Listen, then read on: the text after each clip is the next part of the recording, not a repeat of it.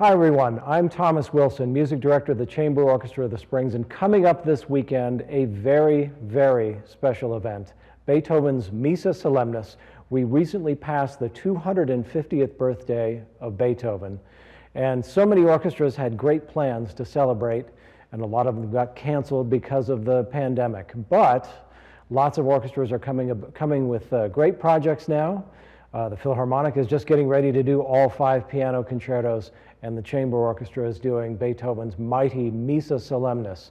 It's late Beethoven, opus 123, and it is just such fantastic, fantastic music. It involves a fairly large orchestra for Beethoven, a full-size choir, and 4 vocal soloists, and there's even an organ part that almost always gets left out, but we're using it. And so we're doing it right, and it's going to be a lot of fun. Now, joining me right now are Deborah Teske, the director of the Colorado Springs Chorale, and our concert master, Jacob Klock, and they both have very, very key roles in this. And I want to start with Deborah, because Deborah, this is a choral spectacular, this piece, and it's so hard. An hour and 20 minutes, right? I mean, that's a lot of music to learn. Yeah, and it's almost the entire time. Yeah. In fact, everybody kind of goes almost the entire time. There's little spots where maybe the soloists go for a while and the chorus gets to rest, but there's not like full movements where you get to rest. Right. So it is magnificent. Tell me, you've been working on this for quite a long time with them, right? Yes, unusual process for us this time, because when we started work on it last spring, we could only have 10 or 12 people in the room at a time, so we began the process learning it in little chunks of singers, everybody else, in on Zoom, and then, so we really haven't had the same group of people in the room twice to practice it. And we had to interrupt that process to do a Christmas concert. It's been a very interesting mountain climb of a piece, but so gratifying.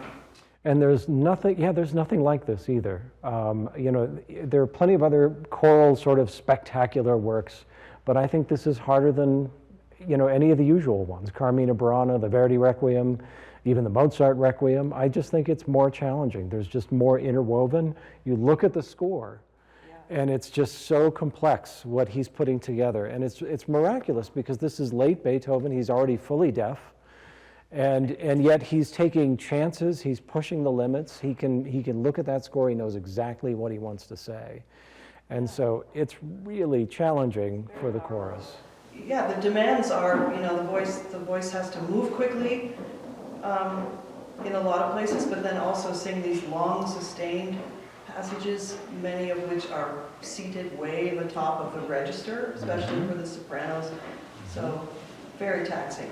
Yeah, Beethoven was tough on sopranos. Yes, he said he was like, "Oh, this is their range, and I can use those top notes as much as I want."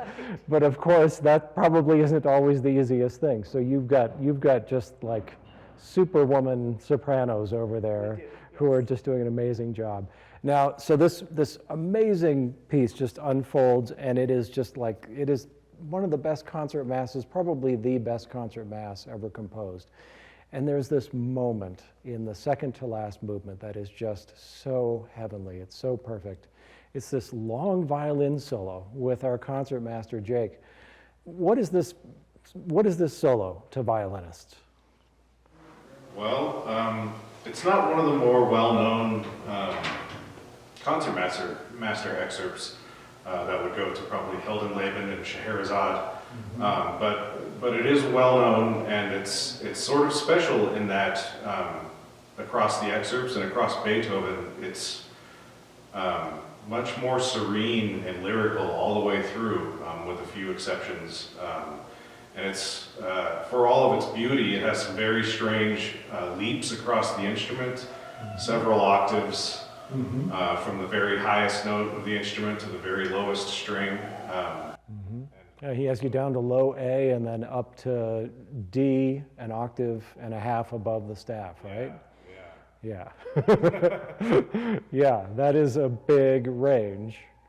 And it's just so beautiful. And so it's, I don't know, it's one of those things. You're right, it doesn't show up on auditions much.